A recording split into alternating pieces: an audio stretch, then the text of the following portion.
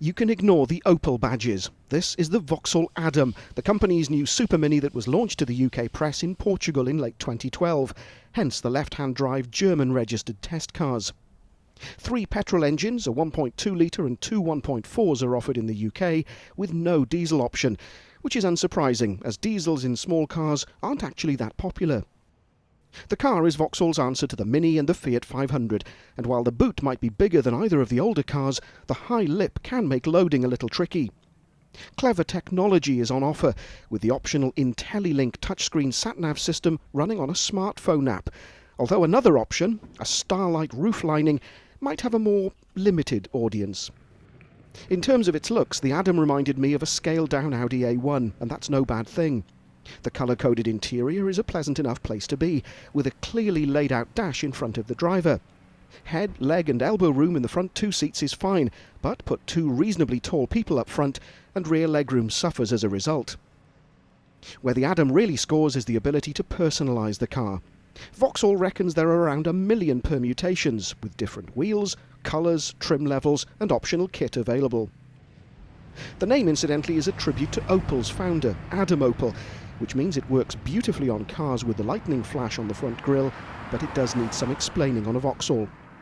With the Corsa growing in size and the popularity of cars like the Citroën DS3, Mini, Ford Ka and Fiat 500, GM knew they had to come up with a new baby, and the Adam is the result. If you're looking for a dynamic driving experience, the Mini will always be the benchmark in the sector, thanks to its go-kart-like handling, although the Adam doesn't disgrace itself.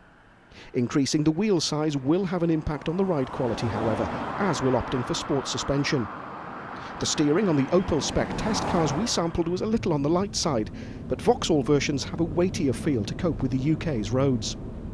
The marketing people clearly have had a good time with the Adam, with colours including James Blonde, I'll Be Black and Saturday White Fever provoking a series of muted groans at the press conference. The various trim levels too, Jam, Glam and Slam, have also been subjected to the marketing department's excesses, although to be fair it's all too easy to be cynical and the car is clearly aimed at a young audience. It's an all-new design, rather than trying to revamp a model from the company's history, and there's no denying that in the right colours, it's a pretty little car. We only got to try the mid-range 87 bhp engine, the predicted biggest seller, and so can only suggest you book a test drive if you're interested in either of the others. What we can say is that standard equipment levels are pretty high, with alloys, air conditioning, DAB digital radio, and Bluetooth controls all included in the entry-level Jam models. Opting for an Adam Glam adds electronic climate control and a panoramic roof, while Slam models get sports seats, 17-inch alloys and a 2-tone roof that's available as an option on the other models. Still to come is a more frugal 1-litre engine and possibly a VXR performance model.